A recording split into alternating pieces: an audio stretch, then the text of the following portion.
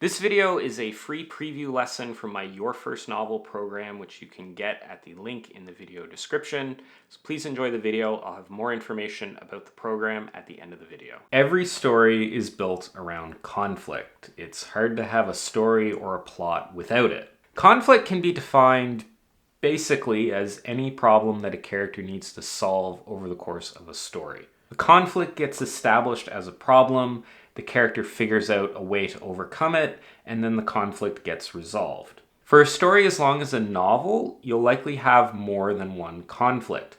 Most novels have a main plot centered around the biggest conflict, and then several subplots which are centered around smaller, more minor conflicts. You'll see different people break up different types of conflicts into different categories. I've divided it here into 3 different categories that I think capture most of the different kinds of conflict that you'll encounter in a story. First up is character versus character conflict. This is probably the most common type of conflict that you'll find out there. It involves any sort of conflict between 2 characters or between a group of characters.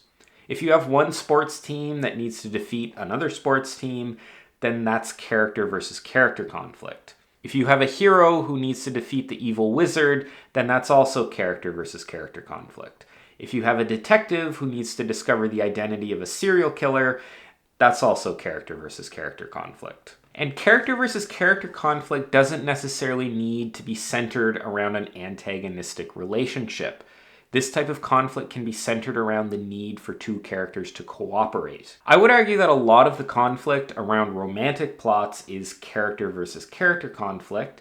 In this case, it's 2 characters who need to learn to work together and cooperate, not just 2 characters who want to defeat each other. Character versus character conflict is great because it's very emotional. There's a literally personified being which represents the problems facing the character. There are so many great dynamics that can play out in these types of stories. This type of conflict is so effective that in cases where the main character is fighting against some kind of larger entity like a corrupt government or an evil empire, the conflict will often still be framed as character versus character. In this case, the character will be fighting against a specific agent of that organization rather than the organization itself. Next up is character versus environment. If your character needs to climb a mountain or escape a deserted island or survive on Mars, then you've got character versus environment conflict. I would even extend this to some sort of technological problem, like if your character needs to land a malfunctioning plane, or if there's a problem with the Enterprise's transporter system, then that's also character versus environment conflict. This type of conflict is great for creating a problem that feels massive in scale because there are so many unknowns and what the character faces is often so much larger and more powerful than they are. While character versus character conflict is often very emotional, environmental conflict is often cold and heartless, with the character fighting against something that feels no empathy, no remorse, and no feelings towards them of any kind. There's an inhuman aspect to this sort of conflict, a frankness to it that can be really captivating. And lastly, there's character versus self. This captures any sort of internal problem faced by the character. The other 2 types have been focused on external problems. Character versus self can be broken down a few different ways.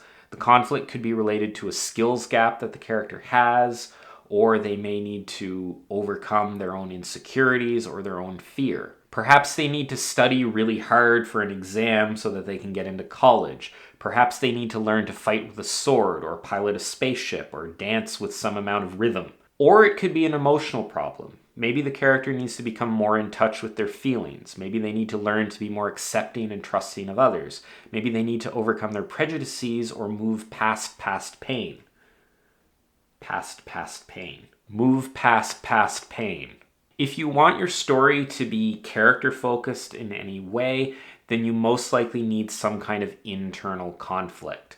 This is where you can really delve into human nature and how people think. Resolving an internal conflict requires deep emotional work and a lot of introspection paired with decisive action on the part of the character. Character versus self conflict is often paired with other types of conflict, usually in the form of a problem that inhibits solving the main conflict. Oftentimes, it's a situation where the character needs to overcome some kind of flaw within themselves before they can move on and solve the main external conflict of the story. It's important to give the conflict in your story a lot of thought, as it's going to have an outsized impact on your story. You want to make sure that you have enough conflict in your story. Oftentimes when stories are boring or unengaging, it's because there isn't enough conflict. Think about the different types of conflict that we've talked about in this video and see which ones your story has, and if it's missing a specific one, consider adding it in. While you don't necessarily need to have all three types of conflict in your story, you're probably going to want to have more than one. So give some thought to the conflict in your story, and as we work through the rest of the course, keep these different types of conflict in mind as you're fleshing out your world, your plot, and your characters. I hope you enjoyed this preview of my Your First Novel program. You can get instant lifetime access to over 50 video and written lessons that guide you through every step of writing your first novel, from ideas to plot to characters and setting, all the way through to habits and mindset. You can sign up right now at the link in the video description.